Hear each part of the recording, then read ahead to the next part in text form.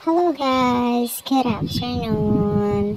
So yan po yung ulam namin for today's video. Naglagay lang ako ng taba ng baboy dyan kasi ang ating ulam for today is sinaing. Yes, sinaing po.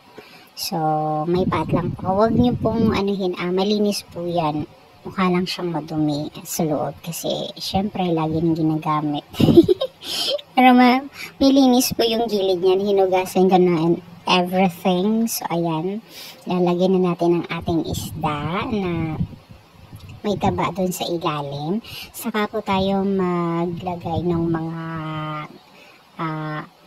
bawang, sibuyas. Siyempre, huwag natin kakalimutan yung kamyas. Yes. Naglagay ako dyan ng kayo nang bahala kung ilang piraso. Basta isang sibuyas lang nilagay ko. Siguro madaming bawang. Yes, madaming bawang. And then, I put ginger, just laurel, then paminta guys. Tapos isang basong, puno yung baso guys ng tubig. So, ayan, kulo-kulo. Antayin nating maluto. Salamat for watching guys. God bless. Bye.